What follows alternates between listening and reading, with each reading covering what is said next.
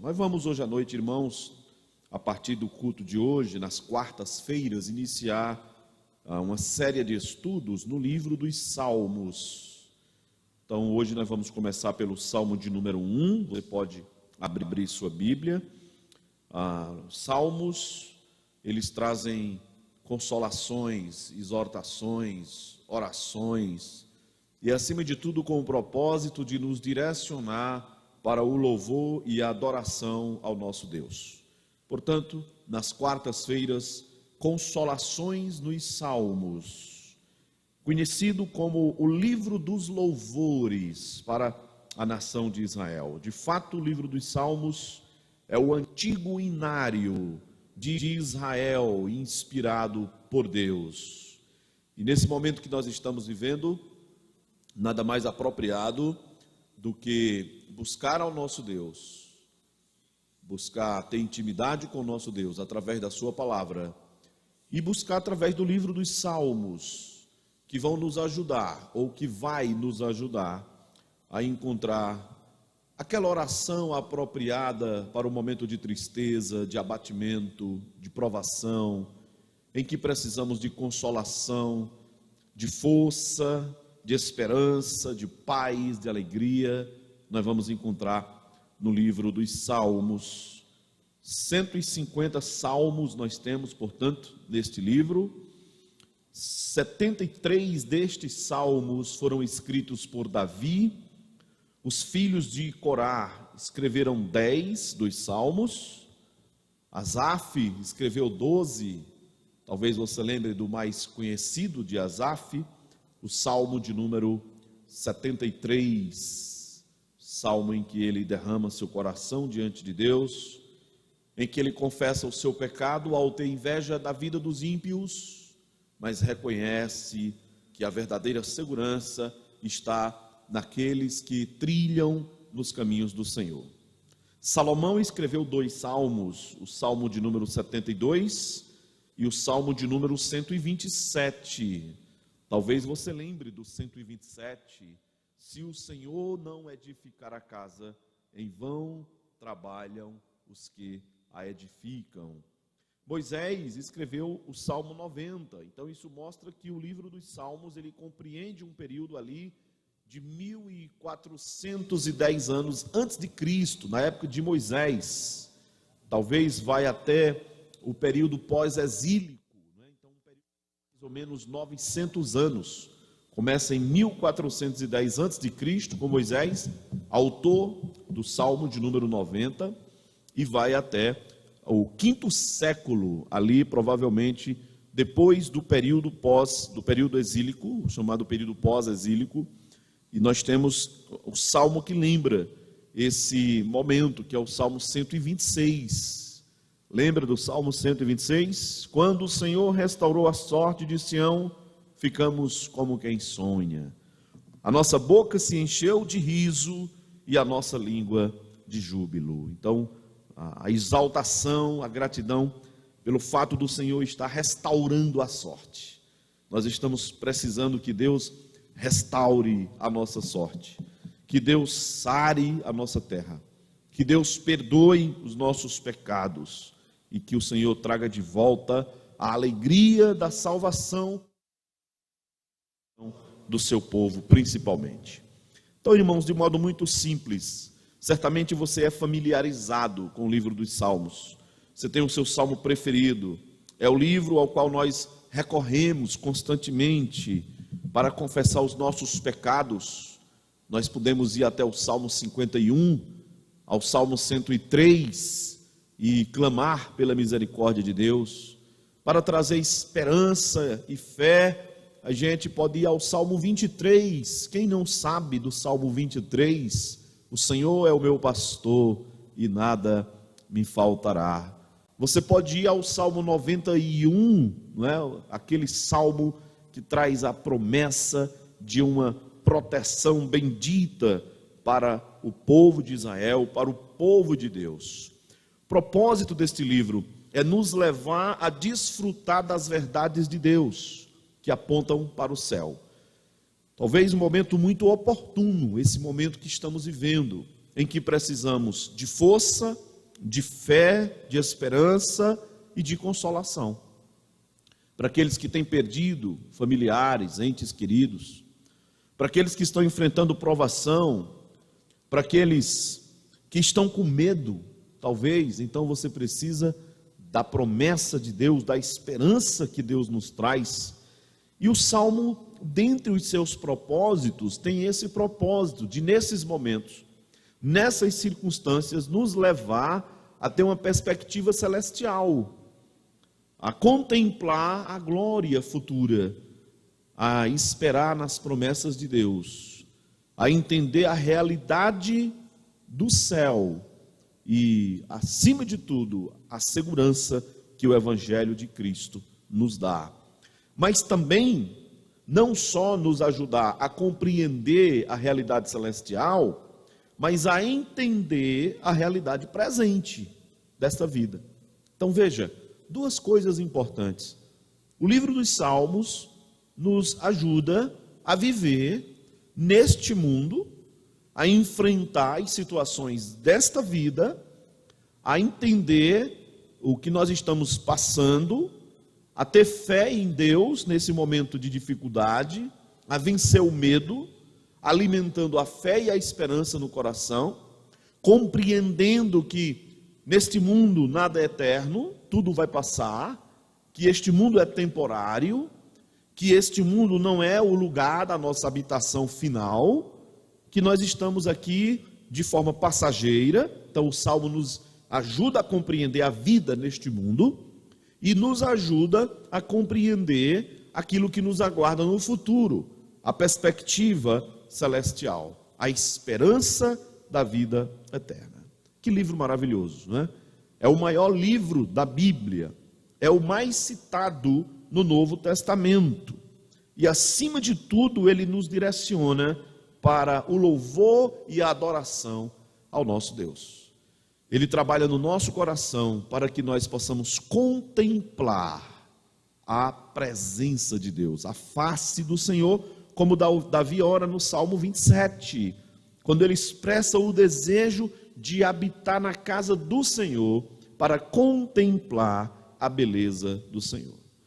Portanto, irmãos, você está abatido, está com medo, está triste, está sofrendo, está em dúvida, vá ler o livro dos Salmos.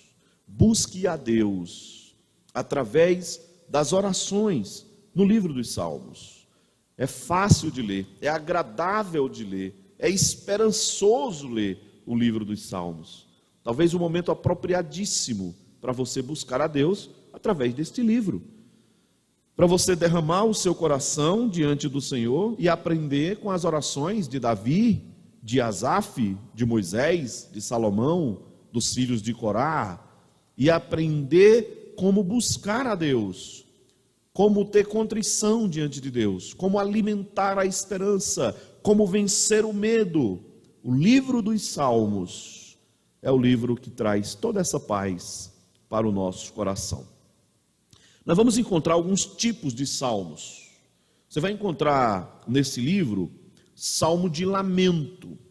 Você vai encontrar o salmista lamentando, expressando necessidade de libertação, de ajuda, do socorro de Deus. Você vai encontrar salmos de ações de graças, que tem como motivação a gratidão pelas bênçãos recebidas de Deus. Então, salmo de gratidão, de alegria, de reconhecer a bênção de Deus. Salmo 19 é um salmo desses, né?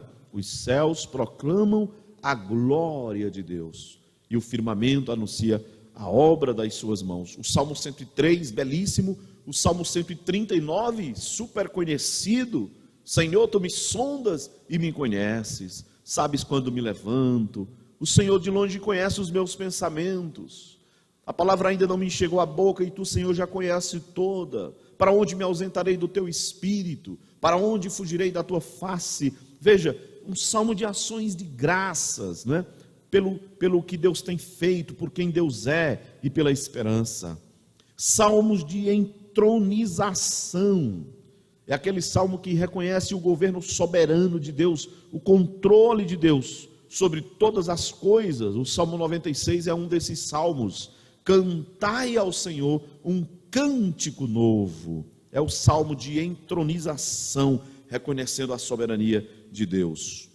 Salmo de peregrinação, é aquele salmo que desperta para adoração, para direcionar o coração àquele que é digno de receber toda honra e toda glória. O Salmo 46 é um destes salmos. Deus é o nosso refúgio e fortaleza, socorro bem presente nas tribulações. Que consolo, né?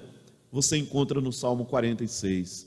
Deus é o nosso refúgio, Deus é a nossa fortaleza, Ele é o socorro presente nas tribulações.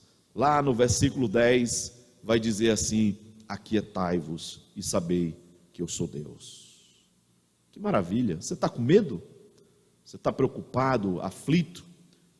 Deus está falando ao seu coração? Está sim, pela sua palavra. Aquietai-vos e sabei que eu sou Deus. As coisas parecem fora de controle? Eu não estou entendendo o que está acontecendo? Sossegue. Deus está no controle. Ele é Deus. Nós temos os chamados salmos reais, ou salmo real. O Salmo 2 é um destes salmos que aponta para Cristo. É o salmo do ungido de Deus. Nós vamos encontrar salmo de sabedoria. O Salmo 1, que nós vamos meditar hoje à noite, é salmo de sabedoria, que mostra a vontade de Deus. E temos ainda aqueles que são chamados os salmos imprecatórios. São orações um pouco diferentes da que nós costumamos fazer.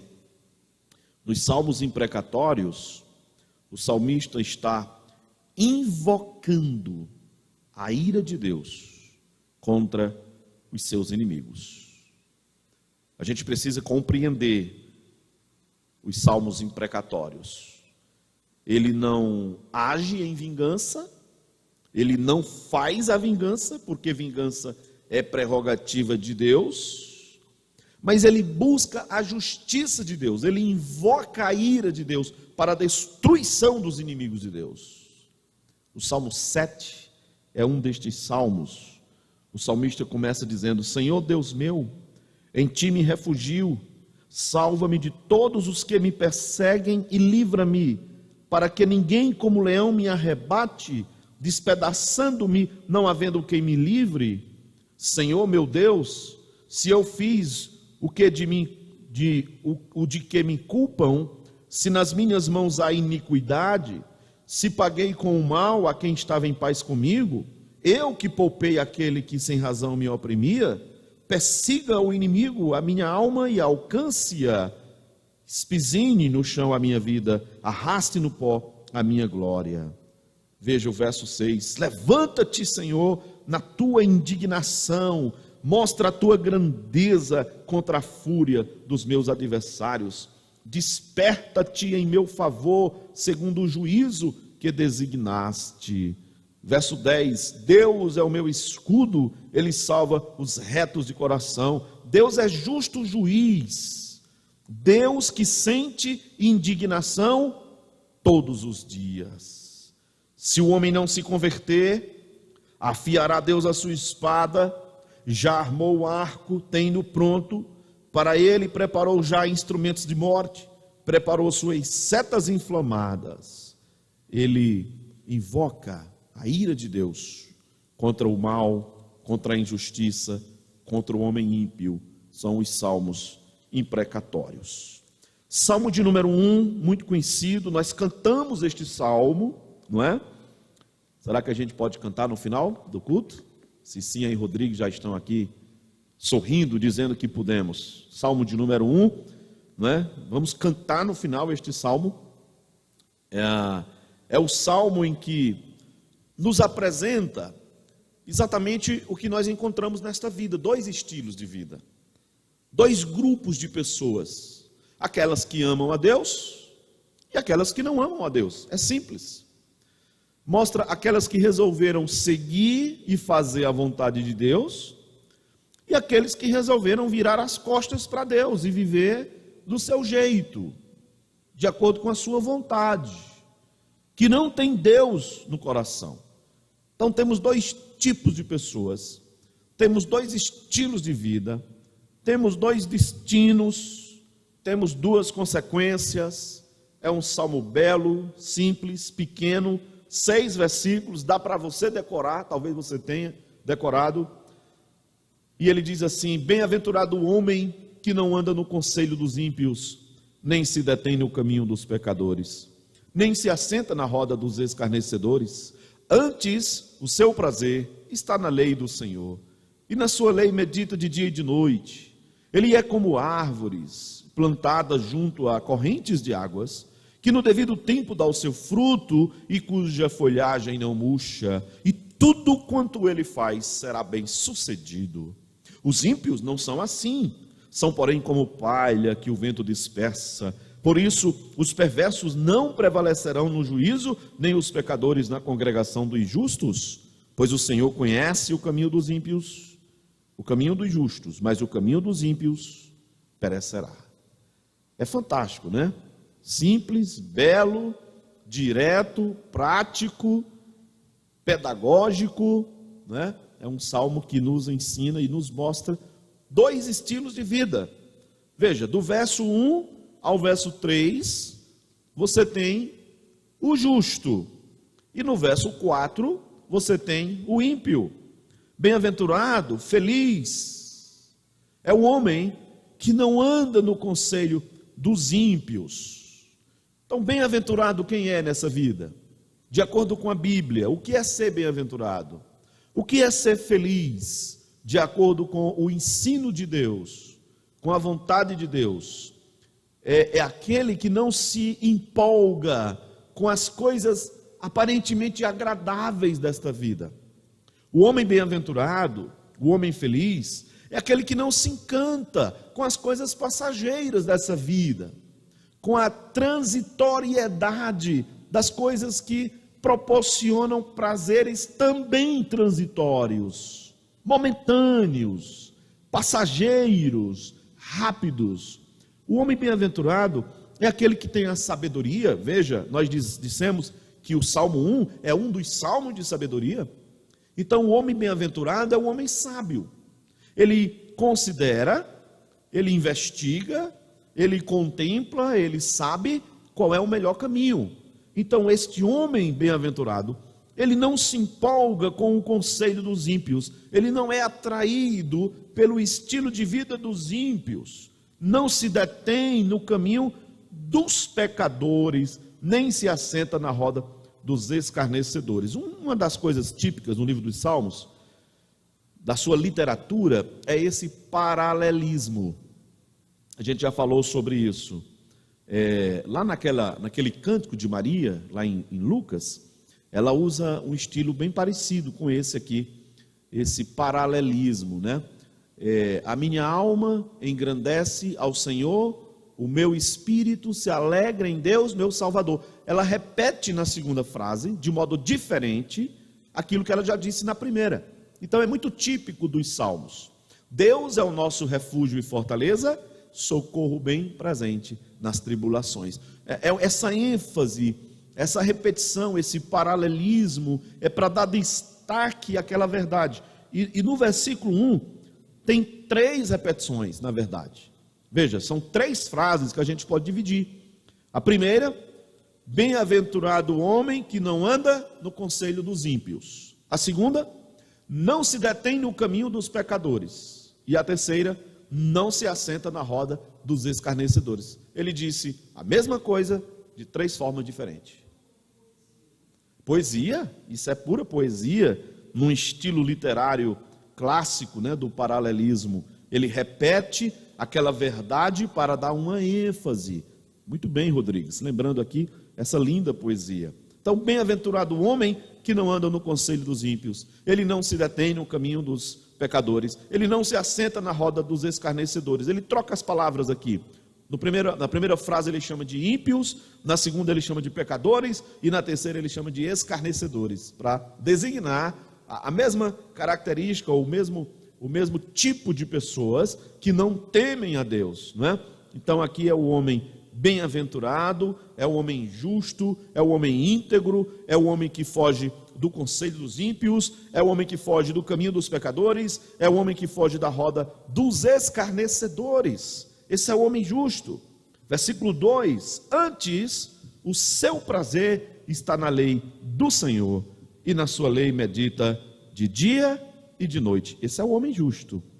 Esse é o homem que foge do mal, que foge da roda dos escarnecedores, que foge daquele caminho que pode te levar para longe de Deus. É o homem que contempla, que medita, que tem prazer, ele se deleita na lei de Deus.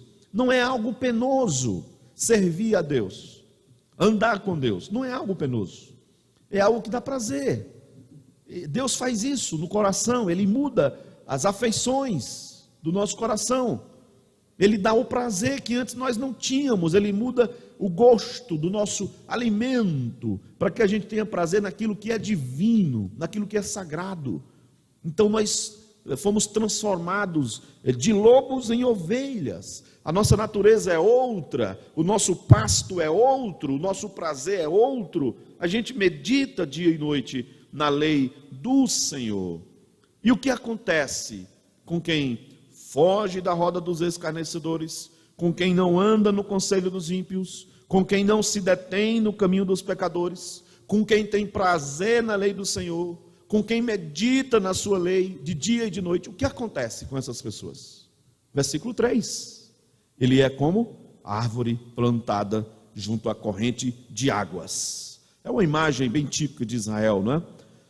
Uma árvore frondosa, uma árvore plantada junto à corrente de águas, que no devido tempo dá o seu fruto e cuja folhagem não murcha, e tudo quanto ele faz será bem sucedido.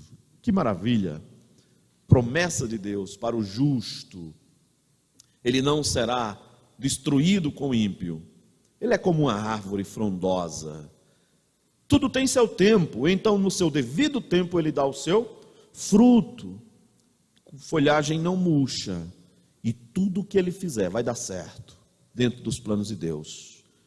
Dependente de Deus, confiando no Senhor, ele será sempre bem sucedido. Terminou o verso 3 falando de bem sucedido, começou o verso 1 falando de bem-aventurado. Esse é o justo, ele é bem-aventurado, ele é bem-sucedido, porque ele foge do mal e ele tem prazer na lei do Senhor. Aqui são estilos de vida diferentes, mas o Salmo de número 1 também fala de destinos diferentes. Veja o destino do ímpio, versículo 5, versículo 4, né, começa falando do ímpio. Eles não são assim, eles são como palha que o vento dispersa. Então veja o contraste, né, com o justo. Como é o justo? O justo é como árvore plantada junto à corrente de águas. A folhagem não murcha e no devido tempo dá o seu fruto, e tudo quanto ele faz será bem sucedido. Já o ímpio, ele é como palha que o vento dispersa. Palha é algo muito frágil, é algo que não tem sustentação. Assim é o ímpio, é algo que passará logo. Tem muitas pessoas famosas, poderosas, que não se lembraram de Deus e que morreram e que ninguém nem fala mais. Poderosos, famosos, ricos, homens que comandaram grandes impérios. Onde estão esses homens? Onde estão os homens que reinaram há 100 anos? Onde estão os homens que reinaram há 50 anos e que morreram? Tem gente que morreu talvez há 1 ano e nem se fala mais, nem comenta mais, acabou. Ele é como palha, ele deixa de existir, e ele tem um destino diferente do justo. O versículo 5 diz assim: por isso, por essa razão, por rejeitar a lei de Deus, por não ter prazer na lei do Senhor, por não levar Deus em conta, eles são como palha, e também por isso eles não prevalecerão no juízo, nem os pecadores na congregação dos justos. Ruína, condenação do ímpio. Eles não prevalecerão no juízo, eles não têm segurança, eles não têm como se apoiar. Mas o justo não é assim. O versículo 6 diz que o Senhor conhece o caminho dos justos, mas o caminho dos ímpios perecerá. Morte, perecer. Veja, ele começou falando do bem-aventurado, verso 1, e termina o salmo falando do perecer dos ímpios. O contraste. O justo, bem-aventurado, está seguro em Deus. O ímpio, condenado, é como palha, perecerá. Dois estilos de vida, dois destinos diferentes. O Senhor conhece o caminho dos justos. Esse conhecer aqui é o conhecer muito característico do Antigo Testamento, é intimidade. O Senhor conhece, ou seja, o Senhor tem intimidade com seus filhos. O Senhor tem intimidade com os justos. Não é conhecer no sentido de saber, é conhecer no sentido de ter intimidade, relacionamento com seus filhos, com o justo. Já com o ímpio, não é assim. O justo, ele evita o caminho mal. Ele usa os recursos de Deus para desfrutar da presença de Deus.